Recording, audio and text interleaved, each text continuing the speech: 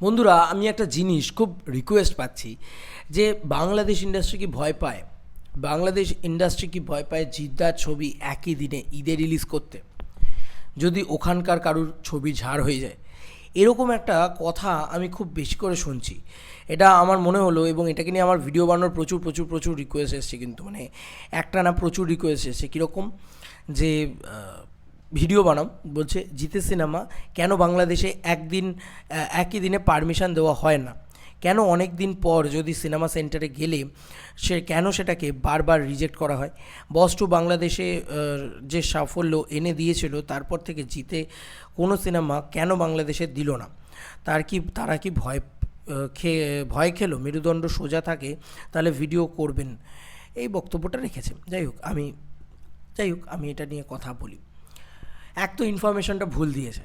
বস টুর পরেও কিন্তু ছবি যেগুলো আছে জিদ্দার, আমার মনে হয় ইন্সপেক্টর নটিকে এই ছবিটা, অ্যান্ড বস টুর পরেই তো সুলতান দা সাভিয়ার এসেছিলো। হ্যাঁ, বস টুর পরেই সুলতান দা সাভিয়ার এসেছিলো 2018, সুলতান দা সাভিয়ার আর বস টু এসেছিলো 2017।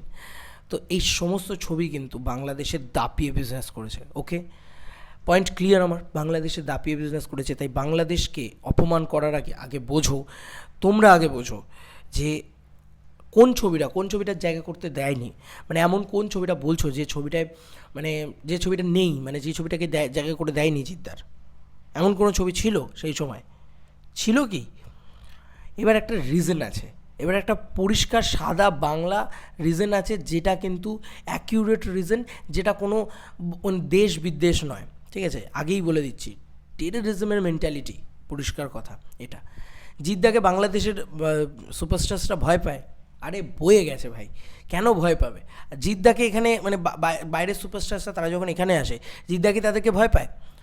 তারা যখন মানে জিদ্দা যদি তাদেরকে ভয় না পায়, তাহলে ওরাই বা জিদ্দাকে কেন ভয় পেতে যাবে? আমার কাছে কথা হচ্ছে, এটা বোঝো, জিদ্দার ছবি একই দিনে একই যুগে রিলিজ হতো কেন? কারণ জাজ মাল্টিমিডিয়া এই প্রোডাকশানটা জিদ্দার সাথে জুড়ে ছিল। জাজ মাল্টিমিডিয়ার নিজেরই এখন অবস্থাটা খুব একটা ভালো না বন্ধুরা। আমরা সবাই জানি শাকিব খানের সাথে ওনাদের একটা ঝামেলা, এবং তারপরে আমরা দেখলাম যে জাজ মাল্টিমিডিয়ার খবরটাই কিন্তু এলো যে জাজ মাল্টিমিডিয়া মানুষ ছবিটাকে বাংলাদেশে নিয়ে যাবে। কিন্তু একটা জিনিস বলি, যে সেটাও কিন্তু তারা বাংলাদেশে সাকসেসফুলি নিয়ে যেতে পারলো না। তাহলে জিদ্দার সাথে কাদের সম্পর্ক আছে? জাজ মাল্টিমিডিয়া। আজকে যখন অনন্য মোহন ভাইয়ের সাথে সম্পর্ক তৈরি হয়েছে, এবং তখন যে রুলসগুলো ছিল, আজকে রুলসগুলো আরও বদলেছে, আরও কঠিন হয়েছে রুলসগুলো। এটা কোনো দেশের বিদ্বেষী ব্যাপার স্যাপার নয়, এটা একটা রুলস, যেটা অঙ্কুশ দাও মেনশন করেছেন, যে বাংলাদেশে আমরা ছবি রিলিজ করতে পারি না। প্রচুর প্রোটোকলস, প্রচুর রুলস আমাদের তার ভিতর দিয়ে যেতে গিয়ে আমাদের ছবিটা হয়তো 1 বছর বাদে গিয়ে রিলিজ হবে। এটা তো জিদ্দার দোষ না, এটা তো শাকিব খানের দোষ না, এটা তো বাংলাদেশ ইন্ডাস্ট্রির দোষ না। দোষ দিলেই কি হয়? না না না, আরে বাংলাদেশ মানুষজন জিদ্দাকে সব থেকে বেশি অ্যাকসেপ্ট করেছে। আমাদের এখানকার হিরোদের ভিতরে জিদ্দাকে সব থেকে বেশি অ্যাকসেপ্ট করেছে কিন্তু বাংলাদেশে গিয়ে। এবং দেখা গিয়েছে ওনার যা ছবি রিলিজ করেছে সেগুলো কিন্তু ব্যাপক বিজনেস করেছে। বস টুর পরেও কিন্তু সেই ছবিগুলো বিজনেস করেছে, বস টুর আগেও করেছে। এবং জিদ্দা বাংলাদেশ দাপিয়েছেন এক সময়, আজও যাচ্ছেন যখন মানুষের মতন ছবি নিয়ে। সেই ছবিটাও কিন্তু বাংলাদেশে একটা বেসিক বিজনেস করছে, তাই না? তোমরাই বলো করছে কি করছে না। তো এটাই হচ্ছে বিষয়। এখানে শুধু শুধু নেগেটিভিটি করা, যে জিদ্দাকে কেন জায়গা দেওয়া হচ্ছে না, জিদ্দাকে তাহলে ভয় পেয়েছে, না না, একটা প্রোটোকল থাকে, এটা একটা প্রোটোকল। তাহলে অঙ্কুশদার মির্জা কেন রিলিজ হলো না? অঙ্কুশদার মির্জাকে কি ভয় পেয়েছে? হয় না ভাই, এটা একটা প্রোটোকল। তোমরা বলবে যে তাহলে হিন্দি ছবি কেন এই প্রোটোকলটা ভেঙে ফেলছে, বাংলাদেশে রিলিজ হয়ে যাচ্ছে? বলে রাখি, হিন্দি ছবির কাছে এত এত গাদা গাদা টাকা আছে, ওই টাকাটা দিয়ে তারা ওই জায়গাটাকে অর্জন করতে পারছে। তো আমাদের বাংলা ইন্ডাস্ট্রি খুব ছোটো ইন্ডাস্ট্রি। এখানে বাংলাদেশের লোকের কোনো দোষ নেই, এখানে আমাদের লোকের কোনো দোষ নেই। এই যে মিডল অফ দ্য রোড যারা বসে আছে না, যারা এই ছবি মানে এই যে রুলস, এই মানে এদেশের ছবি ওদেশে যাবে, ওদেশের ছবি এদেশে আসবে, এই যে রুলস নিয়ে যারা বসে আছে, এত বড় ক্যাটালগ, তোমার এত বড় ক্যাটালগও শেষ হবে না। দেখবে একটা ক্যাটালগ শেষ হয়ে গেছে, তাই দেন আরেকটা ক্যাটালগ তোমাকে ধরিয়ে দিয়েছে, বলছে আরেকটা রুলস আছে। তো এই যারা মানে অকারণে ফালতু রুলসগুলো তৈরি করছে, সেই রুলসগুলোকে ভাঙা উচিত। সে না বলছে এইসব আবার কি? একটা রুলস এরকমও আছে, আমি যতটুকু যা শুনেছি, আরও অনেক তো আছেই, আমি সব তো আর জানি না, তবে একটা রুলস এরকম আছে যে ওদের দেশ থেকে যটা ছবি আমাদের এখানে আসবে তটা ছবি আমাদের এখান থেকে যাবে, এবং যে কোয়ালিটিতে ছবি হবে সেই কোয়ালিটির ছবি যাবে। বন্ধুরা, তোমরা ভালো করে লক্ষ্য করে দেখবে, বাদশা দ্য ডন হোক বা তোমার বাকি যে ছবিগুলো তোমাদের বাংলাদেশে রিলিজ হয়েছে, সেই ছবিগুলোতে বাংলাদেশের আর্টিস্ট রয়েছে। কেন বলো তো বাংলাদেশের আর্টিস্ট রয়েছে? কারণ বাংলাদেশের আর্টিস্ট না থাকলে বাংলাদেশে রিলিজ করতে দেওয়া হয় না। এটা বাংলাদেশের ইন্ডাস্ট্রির প্রবলেম না, এটা বাংলাদেশের সরকারের কিছু রুলস। শুধু বাংলাদেশের সরকার কেন, এটা আমাদের এখানেও যখন বাংলাদেশ যখন কাজ করছে, দেখো না তুফান আজকে আমাদের এখানে রিলিজ করছে, তো না আমাদের কলকাতার আর্টিস্টদেরকে নিয়ে কাজ করতে হবে, এটা মানে বেঁধে দেওয়া হয় তোমাদেরকে। এটা দুটো দেশের সরকারের রুলস, কিছু করার নেই। তো এগুলোকে বোঝার চেষ্টা করো। ডু নট ভার্সেস যে জিদ্দাকে কেন জায়গা করে দেওয়া হচ্ছে না, জিদ্দাকে কেন করছে না, কেন জায়গা করে দেবে না ভাই? ওরা আপন করে নিতে ভালোবাসে বাংলাদেশ, আপামর বাংলাদেশবাসী এবং আপামর মানুষ, তাদের তো কোনো দোষ নেই, তারা তো জিদ্দার ছবি দেখতেই চায়। তারা রোজ বলে, মানে চেঙ্গিস যখন রিলিজ হয়েছে তারা রোজ বলে যে কেন ভাই আমরা দেখতে পাচ্ছি না, আমরা চেঙ্গিস দেখতে চাই। যারা মানুষ যখন রিলিজ করেছিল তখন তারা বলছে কবে আমাদের এখানে আসবে।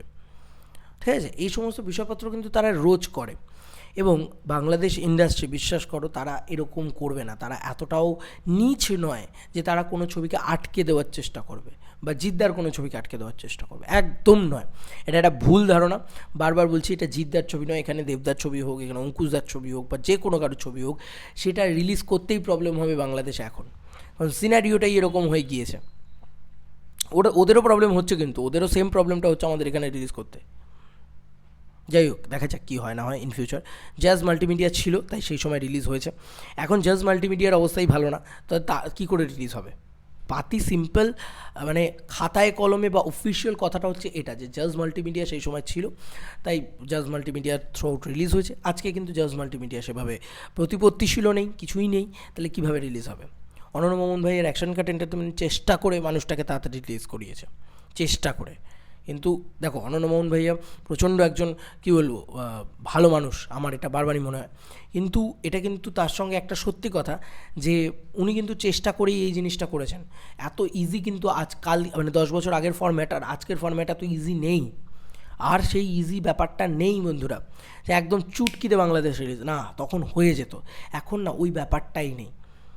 এখন বাংলাদেশ ইন্ডাস্ট্রির প্রবলেম না, এটা হচ্ছে বিভিন্ন দেশের যে রুলস অ্যান্ড রেগুলেশনস থাকে সেই রেগুলেশনসের প্রবলেম, আর সেখানেই চলে আসল খেলাটা। বলিউডের ছবি যখন যাচ্ছে সেটা তো বাংলা ছবি নয়। আর একটা কথা বলি তোমাদেরকে, এই যে বলা হচ্ছে যে জিদ্দাকে কেন একই দিনে ঈদের দিনে দেওয়া হয় না, বলে রাখি ঈদের দিনে ওখানে একটা রুলস আছে যে ওখানকার বাংলা ছবিই ওদের ওখানে চলবে। এটাতে প্রবলেমটা কি তুমি আমাকে বলো তো? নিজের দেশে নিজের ছবি চলবে এবং নিজের বাংলা ছবি চলবে, এবং প্রথম 2 সপ্তাহ আমাদের বাংলা ছবিই চলবে, এটা তো খুব প্রাউড মোমেন্টের গো। আমরা এখানে কোথায় বলতে পেরেছি এরকম কথা?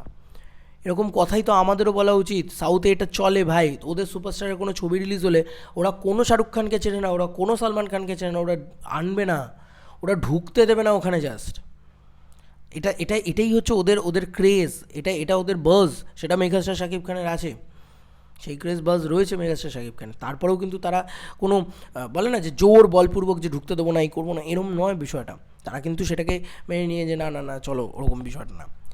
এটাই বলছি যে জিদ্দাকে ঢুকতে দেওয়া হচ্ছে না এমনটা নয়, কিন্তু ওরা এটা বুঝে গেছে, ওরা এটা বলে দিয়েছে যে না বস, আমরা ঈদটাতে আমরা অন্য কোনো ছবি চলতে দেবো না, ঈদটা আমাদের মেগাস্টারের ছবি চলবে। নিশ্চয়ই চলবে, কেন চলবে না? তাদের ছবি তাদের ওখানে আগে চলবে, নো ডাউট, এটা তো চলাই উচিত, এবং এটা তাদের রুলস, এটা খুবই ভালো রুলস, তাই না?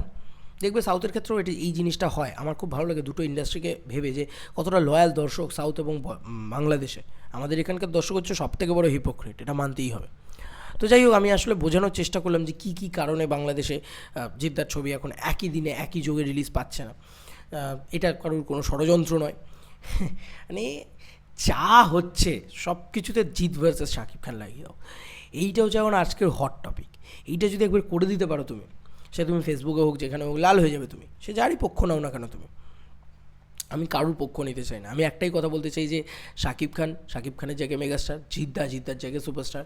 আমি কাউকে ছোট বড় করে কোনো দিন কিছু করতে চাইনি, সবাই দুজনকেই রেসপেক্ট করেছি এবং ভুল ইনফরমেশন পাস করতে চাইনি।